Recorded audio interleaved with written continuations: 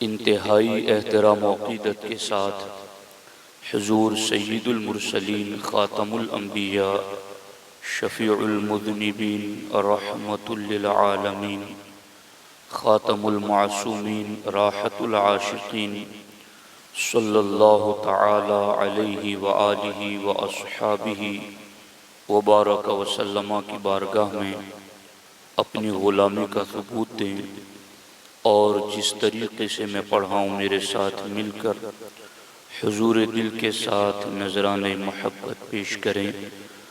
الصلاۃ والسلام علیک یا رسول اللہ،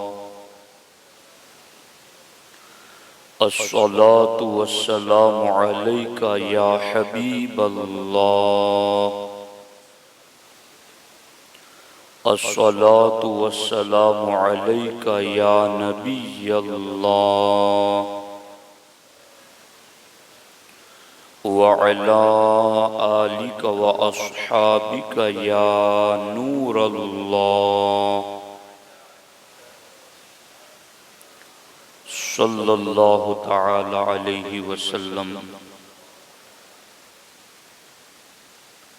حاضر ہوا میں شیخ مجدد کی لحد پر، وہ خاک کہ ہے زیر فلک مطلع انوار، وہ ہند میں سرمایہ ملت کا نگہبان، اللہ نے بر وقت کیا جس کو خبردار، گردن نہ جھکی جس کی جہانگیر کے آگے، جس کے نفس گرم سے ہے گرمی احرار۔ دوستان محترم، آج کا یہ سنی اجتماع حضور سیدی آقائی و مولائی حضرت سیدنا شیخ احمد فاروقی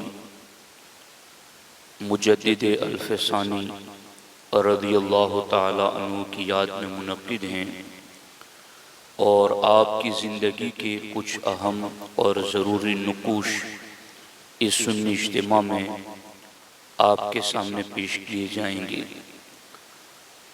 دوستان محترم، جیسا کہ میں نے پہلے بھی کئی نشستوں میں آپ کے سامنے یہ بات عرض کی تھی کہ ہمیں اگرچہ زمینی اعتبار سے اور زمانے کے اعتبار سے ان بزرگوں سے بہت دور رہے ہم، کیونکہ ان کا زمانہ بھی ہم سے پہلے کا اور ان کی سرزمین بھی ہماری زمین سے کافی دور، لیکن جہاں ان کی تعلیمات، ان کے ملفوظات اور مکتوبات پڑھ کر سنائے جاتے ہیں، ان لوگوں کو انہی کی بارگاہ میں حاضری کا فیض مل جاتا ہے۔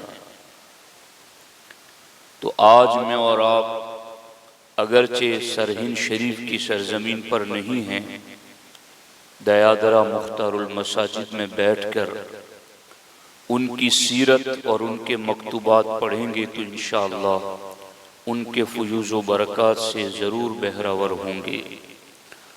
حضرت شیخ احمد سرہندی رحمت اللہ تعالی علیہ، آپ کا نسب مبارک 31 واسطوں سے حضرت عمر فاروق اعظم سے مل جاتا ہے۔ 31ویں پشت پر آپ حضرت فاروق اعظم رضی اللہ تعالی عنہ کی اولاد میں سے ہیں۔ حضرت امام ربانی کے آباء و اجداد کا اصل وطن مدینہ طیبہ تھا، پھر ان کا خاندان وہاں سے منتقل ہو کر شہر کابل افغانستان میں تشریف فرما ہوا۔ آپ کے چھٹے دادا، جن کا نام امام رفیع الدین تھا، وہ کابل افغانستان سے ہندوستان تشریف لائے، اور یہ 8ویں صدی ہجری اور 14ویں صدی عیسوی کا زمانہ تھا۔ فیروز شاہ تغلق کے دور حکومت میں وہ یہاں تشریف لائے۔ حضرت شیخ احمد سرہندی رضی اللہ تعالی عنہ کے جو تجدیدی کارنامے ہیں ان کی فہرست ایک طویل اور لمبی فہرست ہیں۔ اکبر کے دور الحاد میں جب اکبر نے دین الہی ایجاد کیا تو در حقیقت یوں تو اکبر تخت و تاج پر بیٹھا تھا ہجری سن 963 میں، لیکن اس نے باضابطہ دین الہی جو جاری کیا وہ ہجری سن 990 میں، یعنی تخت و تاج پر بیٹھنے کے ایک لمبے زمانے کے بعد اس نے اس طریقے سے دین الہی کی بنیاد رکھی۔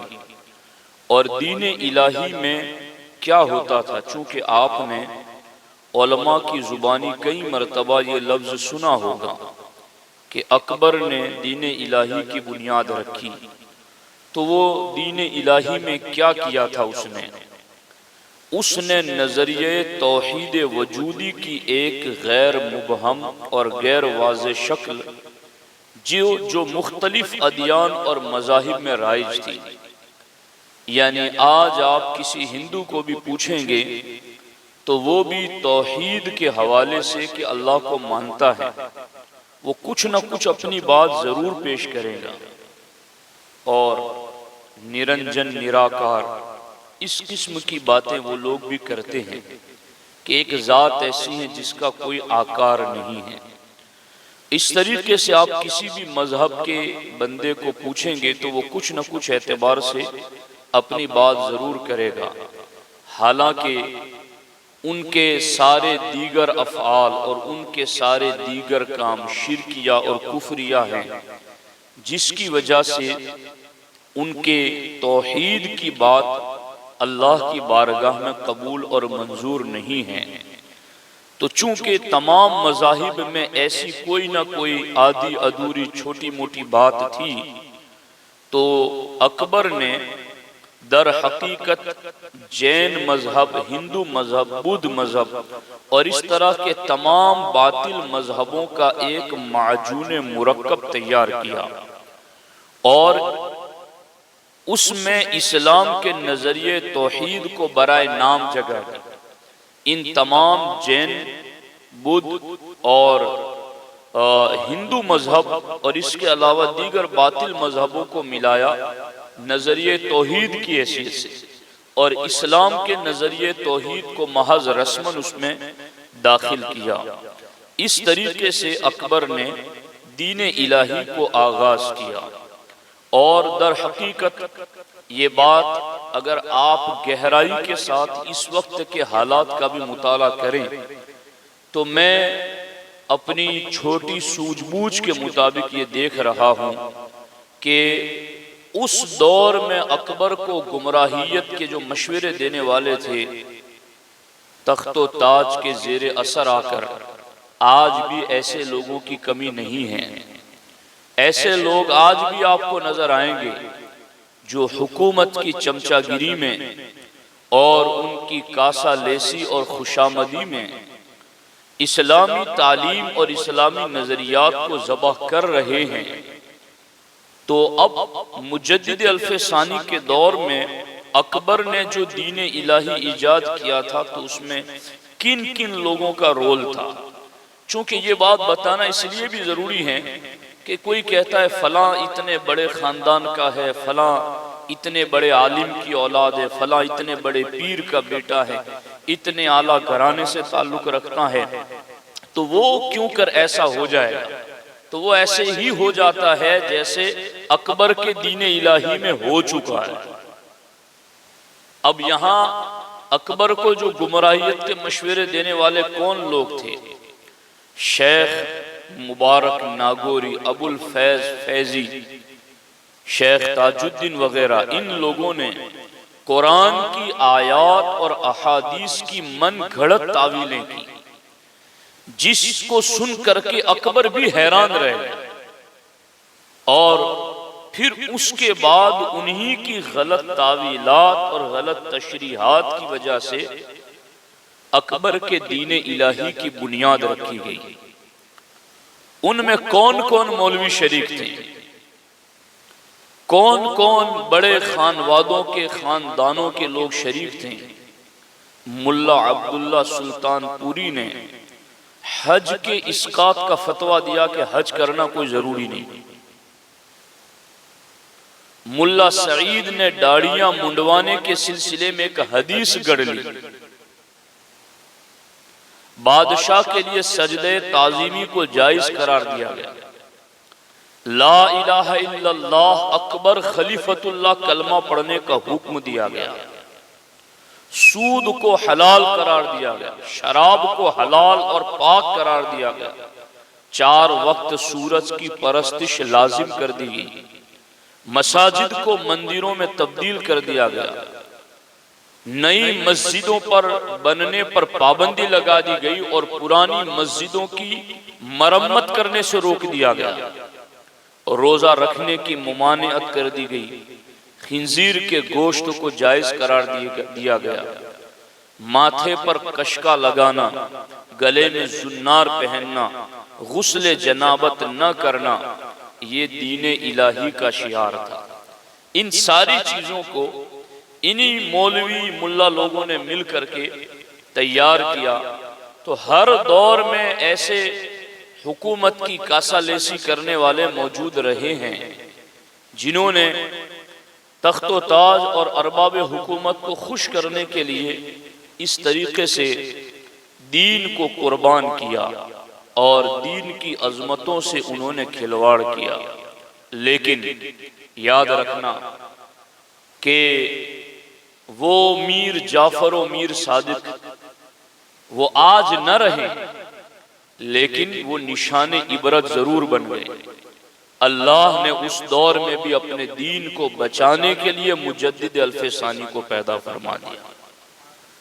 آج بھی جو کاسا لیسی یوں کر رہے ہیں ہم نہیں رہیں گے، مگر تاریخ انہیں محفوظ کر لے گی اور ہم جیتے جی لکھ جائیں گے، ہم بھی اس کو تاریخ بنا دیں گے، لکھیں گے ہم اپنے دور کی تاریخ کہ اس دور میں کس نے کیا کہا اور کس نے کیا بولا اور کون کہاں جا کر کے بکا اور کون غیروں کی بولی بولنے لگا۔ یہ ہم یوں ہی نہیں کہ بول بول کے چھوڑ دیں گے اور باتیں ختم ہو جائیں گی، اگر ہم نہ بھی لکھ سکیں گے تو یہ ریکارڈ ہمارے لکھے جائیں گے۔ تو اگر کوئی آج اس طریقے سے کر رہا ہے تو اسے عبرت پکڑنی چاہیے۔ اکبر کے دین الہی کا مشورہ دینے والے ان علماء سو سے جنہوں نے یہ پلان تشکیل دے کر اس خود بھی گمراہ ہوئے، اس کو بھی گمراہ کیا اور پھر دین اسلام کا بڑا نقصان کیا۔ دین بچانے کے لیے رب مجدد ضرور پیدا فرمائے، دین تو مٹنے والا نہیں ہے۔ ان الدین عند اللہ الاسلام، رب کو پسندیدہ دین جو ہے وہ مذہب اسلام ہے۔ وَرَضِيتُ لَكُمُ الْإِسْلَامَ دِينًا، محبوب ہم نے دین اسلام دے کر کے ہم خود راضی ہو گئے کہ ہم نے دین اسلام تمہیں دے دیا۔ تو یہ مٹے گا نہیں، سرکار بتا کر گئے ہر 100 سال میں کچھ گرد پڑے گی تو رب مجدد پیدا فرمائے گا، وہ دین کا کام کرتے رہیں گے۔ تو اب دیکھو یہاں پر اس طریقے سے حضرت شیخ احمد سرہندی رضی اللہ تعالی عنہ کے دور میں اس قسم کا یہ ماحول پیدا کیا گیا۔ ایسے وقت میں حضرت مجدد الف ثانی رضی اللہ تعالیٰ عنہ نے نہایت خاموشی کے ساتھ اپنی اصلاحی اور تبلیغی سرگرمیوں کو جاری رکھا۔ جب اکبر کی موت کے بعد 21 اکتوبر عیسوی سن 1605 میں نور الدین محمد جہانگیر اکبر کا بیٹا سلیم جہانگیر اس کو تخت نشین کرایا گیا، امام ربانی مجدد الف ثانی رضی اللہ تعالیٰ عنہ اس کے بعد پوری تیاری کے ساتھ، چونکہ اس وقت مجدد الف ثانی کی عمر 40 سال ہو چکی تھی، یہ بھی عمر کے کمال کا ایک حصہ ہے۔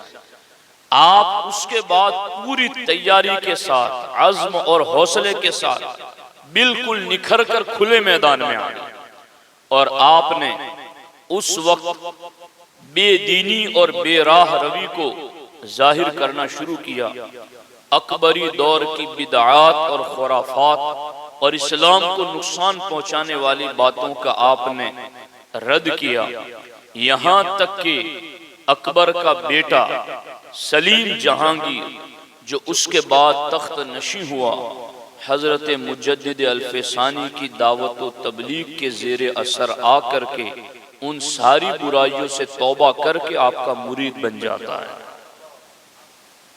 اور اس طریقے سے آپ نے دین کو آگے بڑھایا۔ اس سلسلے میں چونکہ ایک طویل مضمون میرے سامنے ہیں اور ساری باتیں بیک وقت پڑھ کے سنانا کافی دشوار بھی ہیں، لیکن میں آپ کے سامنے چند باتیں حضرت مجدد الفسانی رضی اللہ تعالیٰ عنہ کی حالات زمانہ کے تحت جس کی ضرورت ہے پڑھ کے سنانا چاہتا ہوں۔ یہ میرے سامنے اس وقت حضرت مجدد الفسانی کی کتاب مکتوبات شریف کا ایک حصہ ہے۔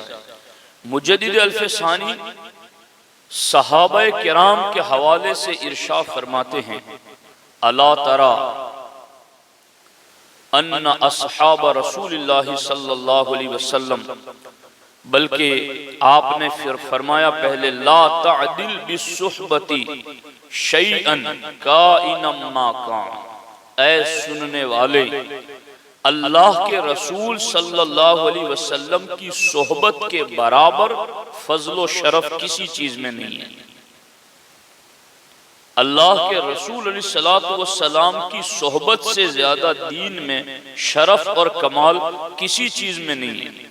فرماتے الا ترى، کیا تو دیکھتا نہیں ہے، ان اصحاب رسول اللہ صلی اللہ تعالی علیہ وسلم، کہ اللہ کے رسول صلی اللہ علیہ وسلم کے صحابہ فضلوا بالصحبت علی من اداہم سوى الانبیاء علیہم السلام، کیا تو دیکھتا نہیں کہ اللہ کے رسول علیہ السلام کے صحابہ کو حضور کی صحبت کی وجہ سے نبیوں کے سوا ہر مخلوق پر فضیلت حاصل ہے۔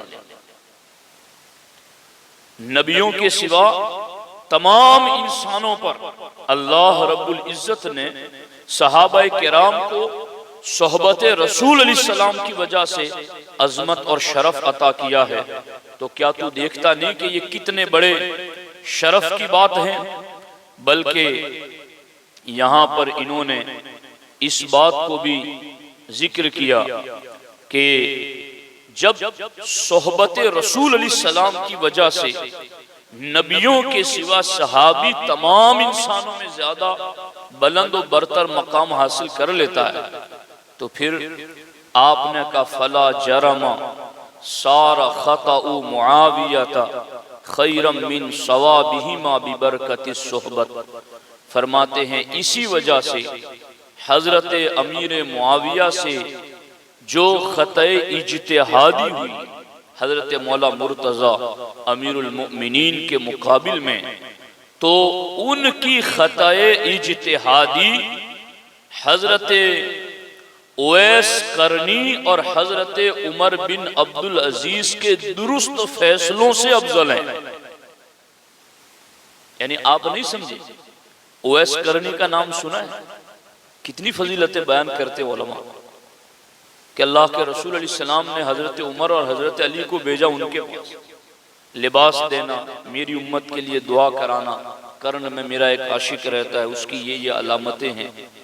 حضرت مجدد الفسانی لکھتے ہیں کہ اویس قرنی کے درست فیصلوں سے افضل ہیں امیر معاویہ کی خطا۔ کیوں؟ اس لیے کہ ببرکت الصحبہ اویس قرنی کو نبی کی صحابیت نہیں ملی، امیر معاویہ کو نبی کی صحابیت کا شرف حاصل ہوا۔ یہ امیر معاویہ بنی امیہ خاندان کی ہیں اس لیے افضل نہیں ہے، بلکہ ببرکت الصحبہ۔ مجدد الفسانی فرماتے ہیں کہ یہ نبی کی صحبت نے ان کی یہ شان بلند کر دی۔ اویس قرنی اور عمر بن عبدالعزیز 5ویں خلیفہ راشد امام شافعی نے جن کو خلیفہ راشد لکھا ہے، ان دونوں کے من ثوابہما، اویس قرنی اور حضرت عمر بن عبدالعزیز، ان دونوں کی نیکیوں سے، ان کے درست فیصلوں سے امیر معاویہ کی خطا کا درجہ بلند ہے، کیونکہ یہ دونوں صحابی نہیں، امیر معاویہ صحابی رسول ہیں۔ اب ان تعلیمات کا کیا کیا جائے؟ پڑھ کے سنایا جائے نہ سنایا جائے؟ دن کیسے منائے جاتے ہیں؟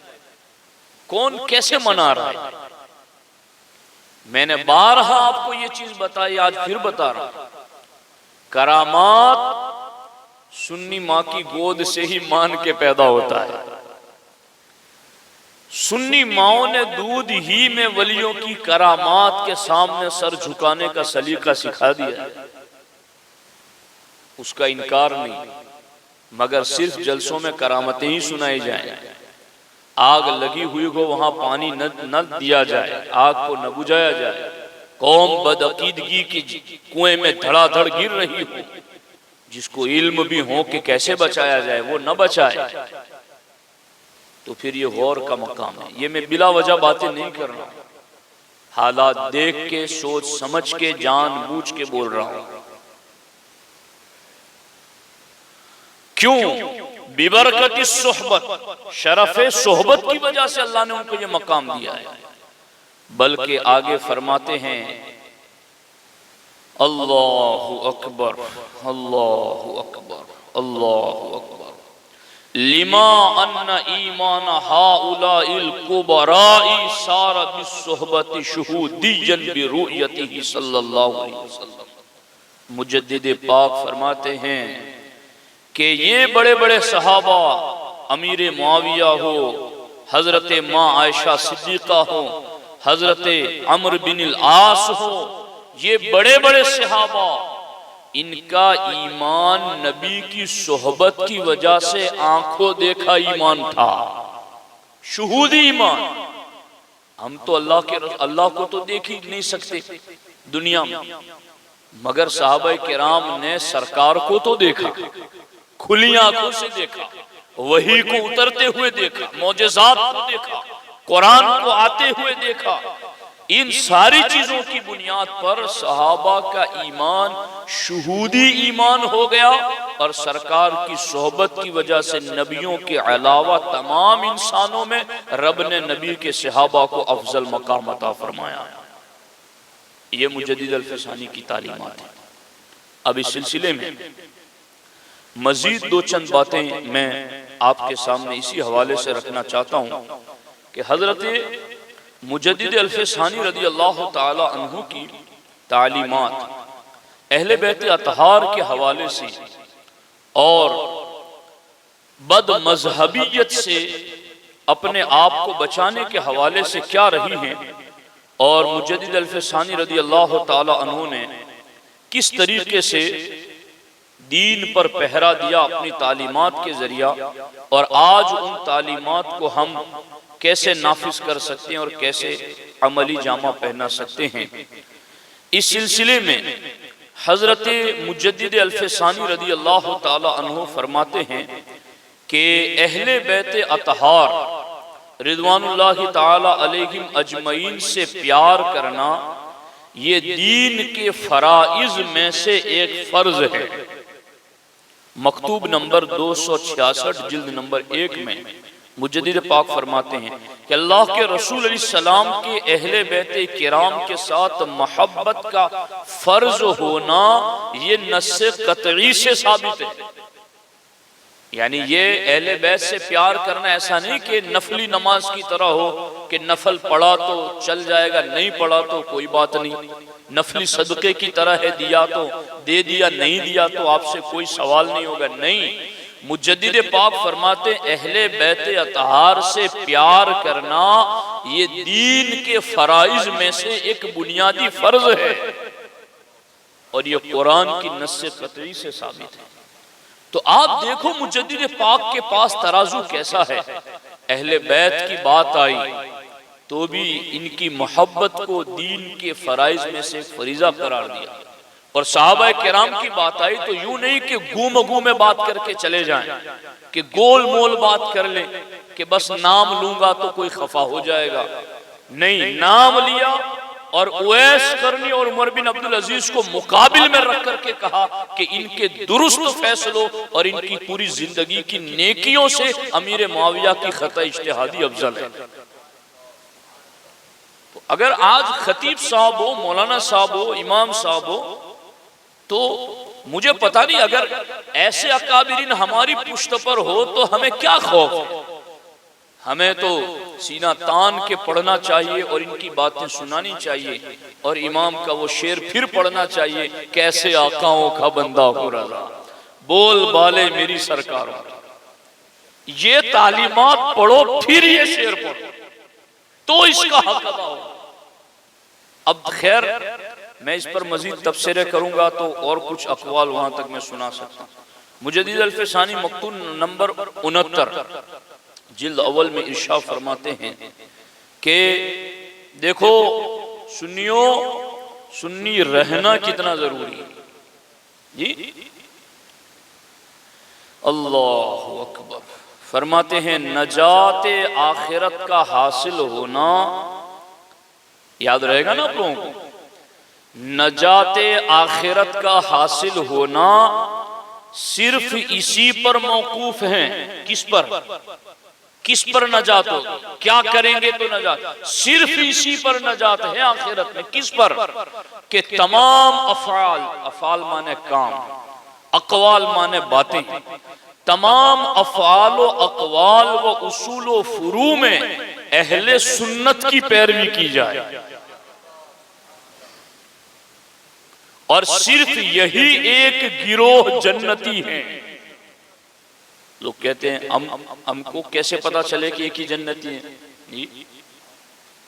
یہ ولیوں کو ماننے والوں کی بولی ہے کہ ہم کو کیسا پتا چلے. تو کیا گھاس میں کھا کے آ گیا کہ اب تو سنی ہو کر کے تجھے یہ بات سمجھ میں نہیں آ رہی؟ رشتہ داری کسی وہابی سے کیا ہو گئی، سنیت میں شک نظر آنے لگا.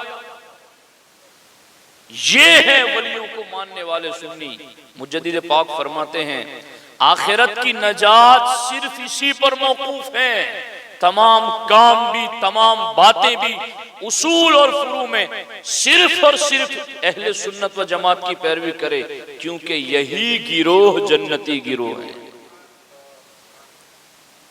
اتنی بات مجدد پاک کر دیتے تو بھی بس تھی، مگر آپ نے آگے بھی کی.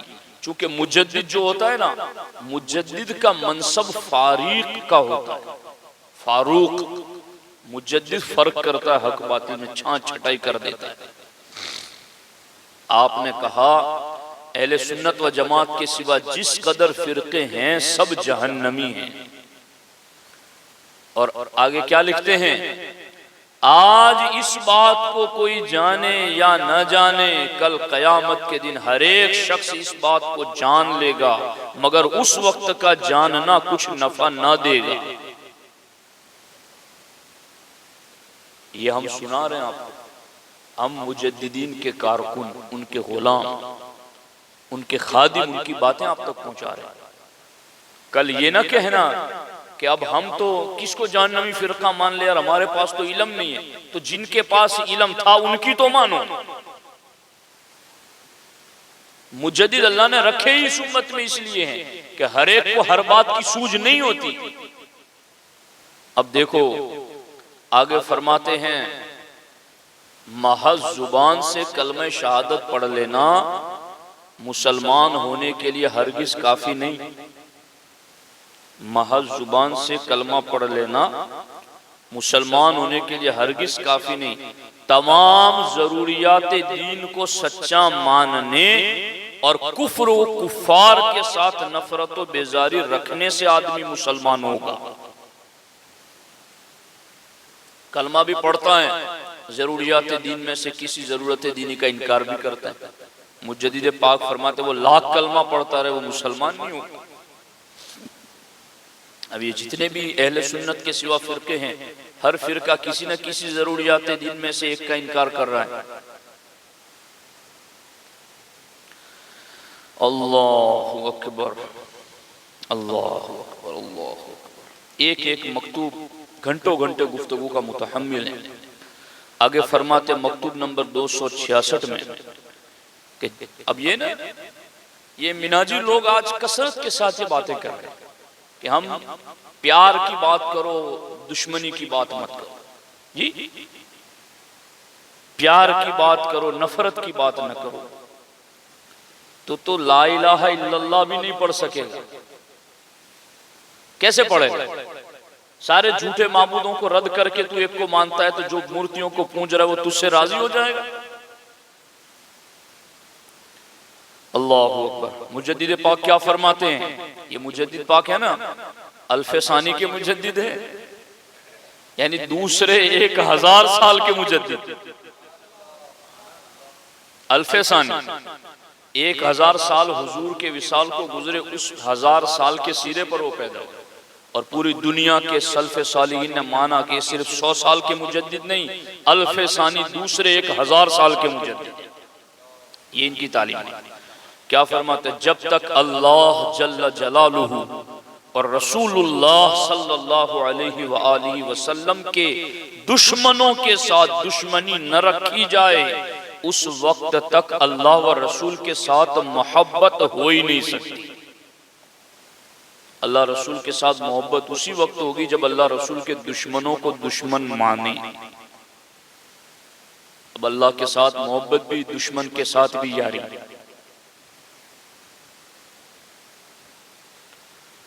اللہ اکبر۔ آگے فرماتے ہیں یہیں پر یہ کہنا ٹھیک ہے تولا بے تبرہ نیست ممکن۔ یہ رابضیوں نے گڑھا تھا یہ قول، کیا؟ تولا بے تبرہ نیست ممکن، کہ محبت اوروں سے بیزاری کے بغیر ہوتی نہیں۔ ایک سے محبت ہو، اوروں سے بیزاری ہو تو محبت ہے۔ رابضیوں نے یہ گڑھا تھا ابو بکر و عمر عثمان سے بیزاری کرنے کے لیے، مگر مجدد پاک فرماتے ہیں اللہ رسول کے دشمنوں کے ساتھ دشمنی نہ رکھی جائے تو اللہ رسول کی محبت ہو ہی نہیں سکتی تمہارے پاس۔ فرماتے یہاں کہو کہ تولا بے تبرہ نیست ممکن، کہ اللہ رسول کے دشمنوں سے دشمنی رکھے بغیر اللہ رسول کی محبت ہو ہی نہیں سکتی۔ یہ مجدد پاک کے فرامین ہیں۔ اللہ اکبر۔ اور فرماتے مکتوب نمبر 266 میں کہ میری نظر میں اللہ تبارک و تعالی کے دشمنوں کے ساتھ نفرت و عداوت رکھنے کے برابر اللہ کو راضی کرنے والا کوئی عمل نہیں۔ اللہ اکبر۔ مکتوب نمبر 266 میں آپ ارشاد فرماتے ہیں تمام صحابہ کرام میں سب سے افضل و اعلی حضرت سیدنا ابو بکر صدیق ہیں، پھر ان کے بعد سب سے افضل سیدنا عمر فاروق ہیں۔